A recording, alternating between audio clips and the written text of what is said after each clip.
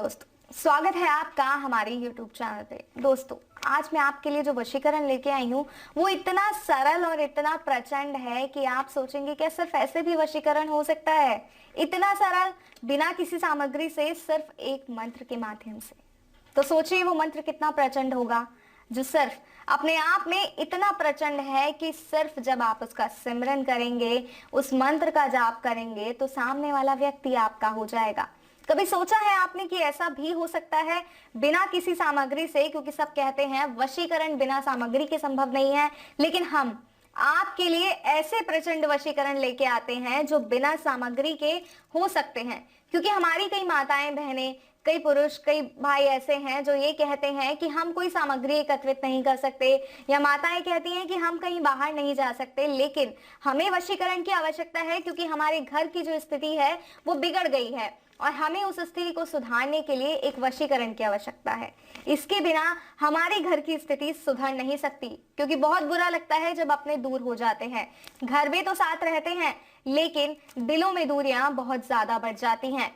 जी हाँ, अगर इन्हीं दूरियों को आप कम करना चाहते हैं, या आप एक ऐसे व्यक्ति हैं जो अपनी प्रेमिका से बहुत प्यार करते हैं, लेकिन आपकी प्रेमिका किसी और की तरफ आकर्षित हो रही हैं और आप नहीं चाहते कि वो किसी और से बात भी करे, वो ताउम्र आपकी होकर रहे, या प्रेमिका ऐसा नहीं चाहती अपने प्रेमी के लिए, तो ये वशीकरण जो है इन सभी के लिए प्रचंड वशीकरण है। इस विधि को ध्यान पूर्वक सुनिएगा, सही प्रकार से कीजिएगा। और एक और मेरी खास बात कि किसी भी गलत मंशा से वशीकरण का प्रयोग नहीं कीजिएगा। इसलिए वशीकरण विधि को करने से पहले कई बार सोच समझकर इस विधि को अपनाइएगा, मैं आपसे बार बार ये कहूंगी। और वशीकरण का एक सबसे पहला नियम है कि जब आप वशीकरण कर रहे हो तो कोई आपको देखे ना।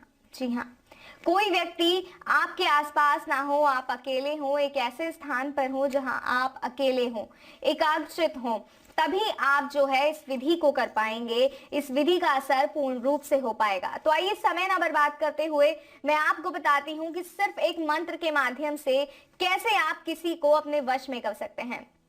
दोस्तों, पूरा दिन व्यतीत करने के बाद शाम को, रात को, जब आप रात्रि में सोने जाते हैं तो उस समय इस विधि को करना है। और करना कैसे है आइए बताते हैं।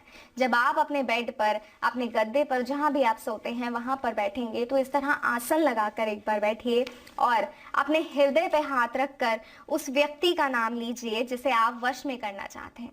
सही कहूं तो उसका सिमरन कीजिए और इस हद तक कीजिए कि उसका चेहरा आपकी आंखों में उतर आए। और उसके बाद आपको इस मंत्र का 21 बार जाप करना है। जैसे ही आप इस मंत्र का जाप करेंगे उसके बाद आप सो जाएंगे। सुबह जब आप उठेंगे तो आप देखेंगे कि वो व्यक्ति किस तरह पागल हो रहा है आपसे बात करने के लिए, किस तरह सिर्फ और सिर्फ आपकी सुनना चाहता है। अगर कोई माता है तो उनका बेटा सिर्फ उनकी आज्ञा मानेगा, किसी और की नहीं सुनेगा। अगर कोई पत्नी है तो उसका पति इस तरह उसके आसपास घूमेगा कि बस उसके सिवा दुनिया में कोई और है ही नहीं।